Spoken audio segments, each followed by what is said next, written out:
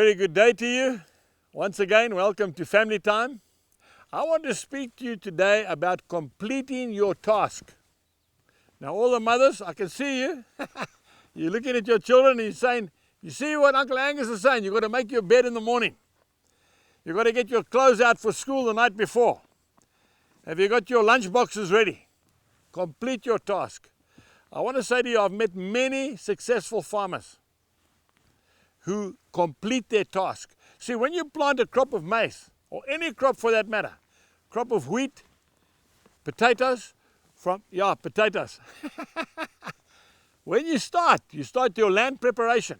You fertilize, you get the best seed you can get, you put the most fertilizer down maximum, you make sure it's clean, you use your herbicides, your insecticides, you follow it right through. When those plants are standing like this, especially potatoes, and it gets misty and overcast and you're worried about mildew, you come in and you spray a preventative. And then when you reap that amazing crop, people say, oh, you're so lucky, you always get a good crop. No. That farmer has completed his task.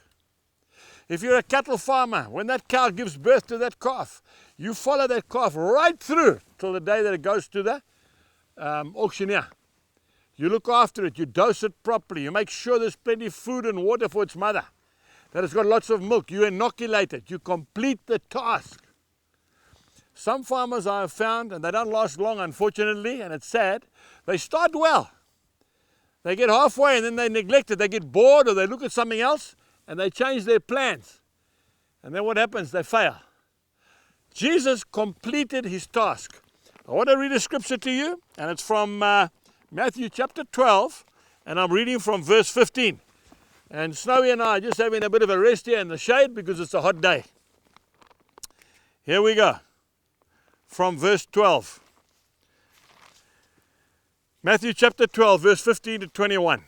Here we go.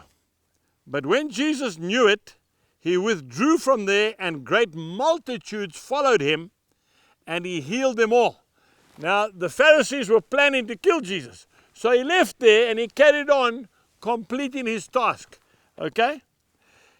And he warned them not to make him known. That's after he had healed all the sick. Okay? Because he was completing his task for the Lord. That it might be fulfilled, which was spoken by Isaiah the prophet. That was about 700 to 1,000 years before Jesus was born. And this is what Isaiah prophesied. Behold, my servant whom I have chosen, my beloved, in whom my soul is well pleased. I will put my spirit upon him, and he will declare justice to the Gentiles. That's the unbelievers. That's me and you before we met Jesus.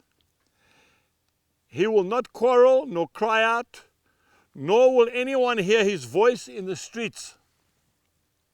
A bruised reed he will not break, and a smoldering flax he will not quench, till he sends forth justice to victory. And in his name Gentiles will trust. My dear friend, Jesus finished his task on earth. And then he sent the disciples out.